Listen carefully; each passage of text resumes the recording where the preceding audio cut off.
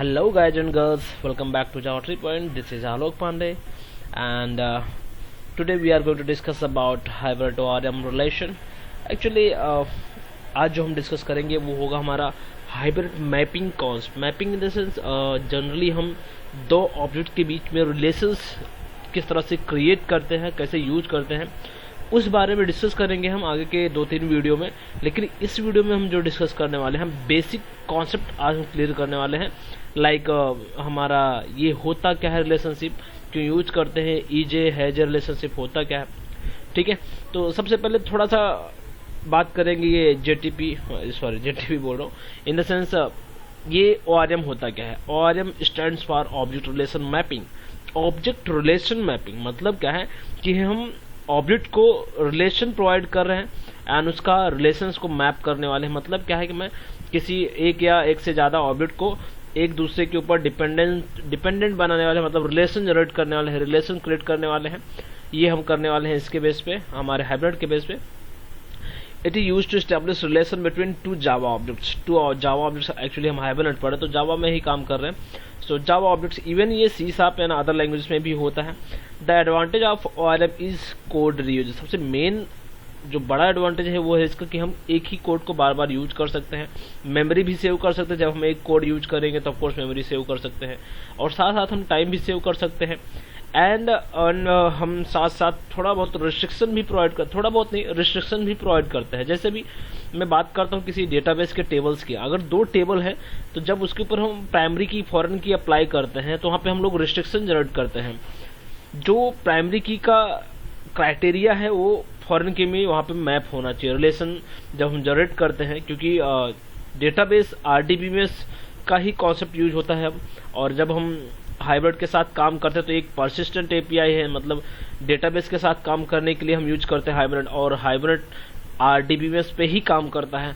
तो relation database के अंदर क्रिएट करना एक बहुत बड़ी बेनिफिट है. मैं अगर डेटाबेस का आप साथ डायरेक्ट काम कर रहे होते तो आप डायरेक्ट टेबल के अंदर क्रिएट कर सकते हो, आप लाइक रिलेशंस क्रिएट कर सकते हो यूजिंग प्राइमरी की फॉरेन की. लेकिन अगर आप जब यही काम करते हो क्लास के साथ तब आपको प्रॉब्लम आते हैं. तो यहाँ पे बहुत सारे टेक्निक्स है कैसे हम उसको मैप करते हैं, कैसे रिलेशन जनरेट करते हैं, वो तो हम आगे डिस्कस करेंगे. और यहाँ पे हम फिर एक क्लास को दूसरे क्लास के ऊपर कैसे डिपेंडेंट करें, मतलब प्राइमरी की फॉरेन की, वो सारी चीज़ें, एंड मैपिंग कैसे करते हैं 1 to 1 1 to many, वो सारी चीज़ें हम एक एक करके देखेंगे. ठीक है, सो जो फर्स्ट डेफिनेशन था वो मेरे हिसाब से कुछ इस तरह से होना चाहिए कि इसे प्रॉपर समझ में आता है. एंड अगर इवन आप सर्च करोगे नेटस्पेस पे और भी बहुत सारे डेफिनेशन मिल जाएंगे. Like ORM stands for object relational mapping and is a programming technique for converting data between relational database and object oriented programming language such as Java, C#, etc. और near about दोनों same ही है, दोनों का मतलब भी एक है. और ऐसा ये नहीं है कि सिर्फ ये हाइब्रिड ही है एक ऑब्जेक्ट रिलेशनल मैपिंग फ्रेमवर्क. इसके अलावा और भी बहुत सारे फ्रेमवर्क्स है जो ORM पे काम करते हैं, लाइक एंटरप्राइज जावा बेस यानी entity base, Java data objects and कैस्टो. ऐसे बहुत सारे फ्रेमवर्क्स मैंने यहाँ पे कुछ मेंशन किए हैं, उसमें से हाइब्रिड भी एक है. ठीक है, so let's go ahead and देखते हैं आगे क्या है. ओके, अभी टोटल रिलेशनशिप होता क्या है वो तो मैंने डिस्कस किया कि रिलेशनशिप क्या है. अभी और आपको नहीं समझ में आ रहा तो मैं एक थोड़ा सा और एग्जांपल लेता हूँ. रिलेशनशिप यानी आप जब किसी मार्क्स का लेता हूँ मैं, स्टूडेंट्स का जब आप रिकॉर्ड बनाते हो, स्टूडेंट का मार्क्स जब बनाते हो, तो क्या ऐसा पॉसिबल है कि बिना स्टूडेंट का मार्क्स हो? ये तो पॉसिबल है नहीं. अगर आप एक टेबल बनाते हो जो मार्क्स का लिए रहेगा और एक टेबल बनाते हो जो स्टूडेंट्स के लिए रहेगा, तो अगर स्टूडेंट्स है तभी मार्क्स है, तो मतलब स्टूडेंट का प्राइमरी की मार्क्स के टेबल में जाके फॉरेन की बन जाता है. तो वो रिलेशनशिप बन रहा है एक दूसरे के बीच में. ठीक है, कि जितने स्टूडेंट्स है उतने ही मार्क्स हो सकते, मार्क्स उससे ज़्यादा भी हो सकते हैं मल्टीपल सब्जेक्ट के, लेकिन स्टूडेंट्स होने चाहिए जो भी आप मार्क्स मेंशन कर रहे हो. ठीक है, हर एक मार्क्स किसी न किसी स्टूडेंट से रिलेटेड होना चाहिए. ऐसे ही इंडिपेंडेंट मार्क्स तो हो नहीं सकता, मतलब यहाँ पे जो मार्क्स है किसी न किसी स्टूडेंट्स के ऊपर डिपेंडेंट है, तो वो एक तरह का रिलेशनशिप है. ठीक है, जनरली 2 टाइप का यहाँ पे रिलेशनशिप होता है, इज ए रिलेशनशिप एंड दूसरा होता है has a relationship. Is a relationship generally हम डेली लाइफ में जब ऊप्स का कॉन्सेप्ट करते हैं तो उसमें इनहेरिटेंस का कॉन्सेप्ट सबसे बेसिक फंडा है, बेसिक कॉन्सेप्ट है, शायद सबको पता भी होगा अगर आप हाइब्रिड पढ़ रहे हो तो. in eager relationship we generally inherit the properties of parent class into child class by using extend or implements keywords। ये क्या है एक्चुअल में, शायद आपको पता हो या ना पता हो। तो जनरली हम जब किसी कोई ऐसा क्लास बनाते हैं पेरेंट क्लास जिसके अंदर कुछ कॉमन प्रॉपर्टीज रहती हैं और हम नीचे सब क्लास के अंदर इनहेरिट करते हैं, चाहे वो इंटरफेस हो चाहे वो क्लास हो, तो हम उसे बोलते हैं इज ए रिलेशनशिप। वहां पे एक रिलेशनशिप है, कौन सा, इज ए रिलेशनशिप। मतलब क्या है, जब आप एक्सटेंड करते हो, सपोज क्लास बी एक्सटेंड करता है ए को, तो क्या होगा, class B is a A class. मतलब क्या है, सुपर क्लास की चीज को वो ले रहा है, ठीक है, उसके सारी प्रॉपर्टीज को यूज कर रहा है। सेम यहाँ पे हैज थोड़ा सा डिफरेंट है। एक्चुअली होता क्या है कि आप जब किसी ऑब्जेक्ट की प्रॉपर्टीज को यूज करना चाहते हो तो दो ऑप्शन होता है। पहला ऑप्शन ये होता है कि आप उसका इनहेरिट कर लो, उसकी प्रॉपर्टीज को एक्सटेंड कर लो।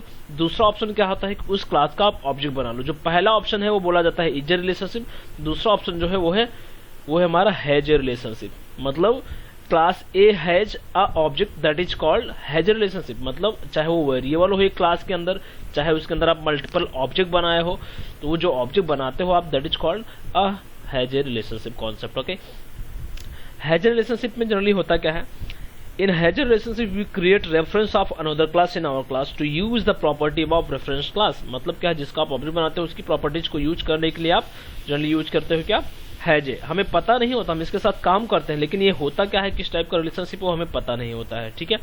When we create any object in any class that way is called has a relationship. Okay, यहाँ पे सिंपल हम डेली लाइफ में स्कैनर यूज करते हैं पब्लिक वर्ड्स में। इनके अंदर देखो मैंने लिखा है scanner SC new scanner system dot in int ID SC next int. अब ये है क्या स्कैनर? स्कैनर क्या है? स्कैनर एक पहले से बनी हुई ऑब्जेक्ट क्लास है और उसका मैं यहाँ पे सिर्फ रेफरेंस बनाता हूँ एससी नाम का, यानी ऑब्जेक्ट। अब उस एससी के थ्रू उसके प्रॉपर्टीज को मैं एक्सेस कर पा रहा हूँ, नेक्स्ट इंट नेक्स्ट, मतलब जो भी नेक्स्ट जितने भी उसके अंदर फंक्शन है वो सबको मैं यूज कर सकता हूँ एससी के थ्रू। अगर मैं एक्सटेंड करता तो भी मैं यूज कर पाता, और अगर मैं इनहेरिट करता, सॉरी ऑब्जेक्ट बनाता हूँ तो भी यूज कर पाता हूँ। रिलेशनशिप दो टाइप के, ठीक है। तो इस तरह की चीजें हम यूज कर सकते हैं, जनरली हम डेली लाइफ में यूज भी करते हैं और हमें पता नहीं होता। हैज रिलेशनशिप का टू टाइप्स बोल सकते हैं, किसे कैटेगरी बनाया गया है, एक एग्रीगेशन एंड एक कंपोजिशन। अब ये क्या है वो तो मैं आगे डिस्कस करूंगा। यहाँ पे देखो मैंने डायग्राम बनाया है जो आपको और अच्छे समझ में आएगा। व्हेनेवर यू यूज एक्सटेंड और implements keyword that is called is a relationship. And यहाँ पे देखो मैंने एग्जांपल दिया है। जस्ट अज्यूम करो मेरे पास एक इंस्टीट्यूट है जिसमें मैं स्टूडेंट का रिकॉर्ड डेली स्टोर करता हूँ। अगर मेरे पास ये इनहेरिटेंस का कॉन्सेप्ट नहीं होता तो क्या होता कि मेरे पास दो टाइप के मैं कोर्सेज प्रोवाइड करता हूँ, एक डिग्री के लिए एक डिप्लोमा के लिए, ठीक है। तो डिप्लोमा वाले जो स्टूडेंट आते हैं उनके लिए मैं अलग एक क्लास बनाता, डिग्री वालों के लिए अलग क्लास बनाता, राइट।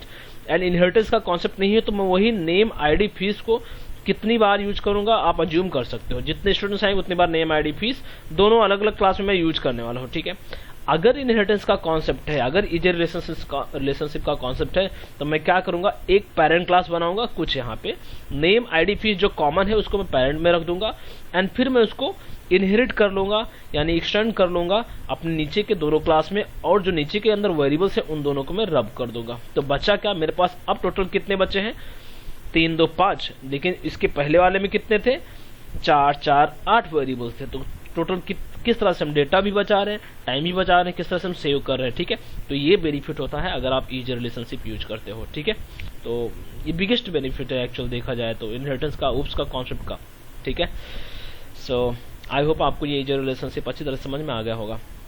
तो यहाँ पे जो पेरेंट क्लास है वो हमारा बन जाता है क्या, एक कॉमन प्रॉपर्टी स्टोर करता है और उसको हम एक्सटेंड कर लेते हैं नीचे वाले क्लासेस के अंदर, क्योंकि जो चीज कॉमन रहती है मैं उसको अलग अलग बना के रखता हूँ, उसको बार बार यूज कर पाता हूँ, ठीक है।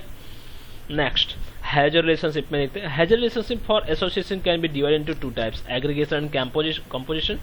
एग्रीगेशन, इफ जस्ट अज्यूम करो, मैं एक सिंपल सा एग्जांपल देता हूँ। अगर लैपटॉप के बेस पे, if laptop stops working somehow you can remove hard disk from that and connect to other laptop, this is aggregation. मतलब क्या है कि यहाँ पे दो कंपोनेंट्स एक दूसरे के साथ हैं, मतलब एक लैपटॉप के अंदर हार्ड डिस्क है, जैसे एक क्लास के अंदर वेरिएबल है, लेकिन प्रॉब्लम क्या है कि क्या वो वेरिएबल मैं उसे, अगर क्लास नहीं है तो क्या मैं उस वेरिएबल को बाहर यूज कर सकता हूँ, नहीं कर सकता ना। अगर वेरिएबल है उसी क्लास का तो। लेकिन अगर वही चीज किसी और क्लास का ऑब्जेक्ट के थ्रू वेरिएबल आया है तो मैं उस ऑब्जेक्ट को बार बार कहीं भी यूज कर सकता हूँ, चाहे मेरा क्लास रहे या ना रहे, उससे फर्क नहीं पड़ता है, लेकिन मैं उसको यूज कर पाता हूँ। तो यहाँ पे वही एग्जांपल दिया है मैंने, if laptop stop working somehow you can remove hard disc remove करके आप किसी और लैपटॉप के साथ कनेक्ट कर सकते हो। तो that is called aggregation. In aggregation container class, यानी जस्ट अज्यूम करो मैंने एसर कर लिया था, and reference class hard disk can have their independence existence, right. तो मैं यहाँ पे क्या कर रहा हूँ, एसर एक क्लास है जिसके अंदर मैं हार्ड डिस्क नाम का दूसरे क्लास का ऑब्जेक्ट बनाता हूँ, एंड अगर मैं एसर क्लास को डिलीट करता हूं, मैं अनयूज करता हूं, तो मैं हार्ड डिस्क क्लास को कहीं और भी यूज कर सकता हूं, ठीक है। That is called aggregation. And अगर कंपोजिशन में देखें, if motherboard is not working the all other components also will not work. क्यों? अगर एक मदरबोर्ड आप लेते हो उसके अंदर कुछ छोटे छोटे बहुत सारे चिप्स लगे होते हैं, अगर मदरबोर्ड जलता है या कोई रीजन से वो खराब होता है तो उसके साथ लगे हुए चिप्स भी खराब हो जाते हैं, आप उसको फिर से यूज नहीं कर सकते, आपको पूरा का पूरा मदरबोर्ड चेंज करना पड़ेगा, फिर लगाना पड़ेगा। सेम चीज है, अगर आप क्लास के अंदर जो वेरिएबल्स बनाते हो वो भी उसके हैजर रिलेशनशिप ही है। जो क्लास बनाते हो उसके अंदर जो वेरिएबल है वो हैजर रिलेशनशिप है, मतलब आप दूसरे से नहीं ले रहे हो, वो खुद का है, लेकिन आप सोचो उस वेरिएबल को कहीं और यूज कर पाओ, अगर वो क्लास खराब हो गया तो ये पॉसिबल नहीं है। It is called composition. In composition components are not independent, इसमें इंडिपेंडेंट नहीं होते हैं कंपोनेंट्स, ठीक है। आई होप ये क्लियर होगा आपको अच्छी तरह से। एंड ये था हमारा is a and has a relationship. Has a relationship का एक छोटा सा एग्जांपल अगर यहाँ पे देखो, whenever we create object of any class in class it's called has a relationship. देखो यहाँ पे मैं दिखाता हूँ, ये एक मेरा क्लास है, देखो फॉर डिप्लोमा, वही एग्जांपल लेता हूँ मैं, दूसरा यहाँ पे फॉर डिग्री। अब ये तीसरा क्लास जो है पेरेंट क्लास है। अभी यहाँ पे देख सकते हो डिप्लोमा के अंदर मैं एक ऑब्जेक्ट बनाता हूँ A class A underscore class AC new A underscore class. अब एसी के थ्रू में जो ऊपर का पेरेंट क्लास है उसके नेम आईडी फीस को यूज कर पा रहा हूँ, ये भी रिलेशनशिप है, मैं भी, ये हैजर रिलेशनशिप है, क्योंकि मैं ऊपर वाले ऑब्जेक्ट का पूरा इंस्टेंस क्रिएट कर ले रहा हूँ अपने क्लास के अंदर। लेकिन ये क्या है, एग्रीगेशन है या कंपोजिशन है? ये एक एग्रीगेशन है। कैसे? क्योंकि वो क्लास तो इंडिपेंडेंट है। अगर आप ये नेम आईडी फीस जो ऊपर वाला पेरेंट क्लास है आप दूसरे क्लास के अंदर भी यूज कर सकते हो, ठीक है। एंड यही चीज अगर आप a name ID fees object के थ्रू ना एक्सेस करके आपने खुद का वेरिएबल बनाया होता तो वो क्या हो जाता, कंपोजिशन। हैजर रिलेशनशिप होता लेकिन कंपोजिशन होता वो, ठीक है। मतलब इसी फॉर डिप्लोमा के लिए अलग से वेरिएबल, उसके लिए अलग से वेरिएबल बना होता तो क्या होता कि क्लास अगर डिस्ट्रॉय होता, क्लास जाता तो वो भी चला जाता, तो वो इंडिपेंडेंट नहीं होता। लेकिन अभी कैसे है कि ये इंडिपेंडेंट है, क्योंकि यहाँ पे नेम आईडी फीस में ऊपर वाले पेरेंट क्लास के, पेरेंट नहीं बोल सकते, ऊपर वाले क्लास का ऑब्जेक्ट बना के एक्सेस कर रहा हूँ, ठीक है। मैं यूज कर पा रहा हूँ अभी भी उसी वेरिएबल्स को, लेकिन डिफरेंस यही है कि अब मुझे 2 इंस्टेंस बनाना पड़ रहा है। और ओके, सो आई होप ये क्लियर होगा अच्छी तरह से। ए underscore class, okay. I think EJ and has a relationship आपको अच्छी तरह समझ में आया होगा, मुझे और इसमें एक्सप्लेन नहीं करना होगा। मैं इसके तुरंत बाद वाले वीडियो में जो मैं बनाऊंगा वो होगा हमारा इनहेरिटेंस, हाइबरनेट का जो एक्चुअल मैपिंग होगी स्टार्ट होगा, वहां से स्टार्ट होगा। मैंने बस सिर्फ EJ and has a relationship समझाने के लिए वीडियो बनाया था, ठीक है। एंड अगर आपको वीडियो पसंद आया हो तो लाइक करो, एंड अगर अच्छा और भी लगा हो तो शेयर करो, और क्या, दैट्स ऑल।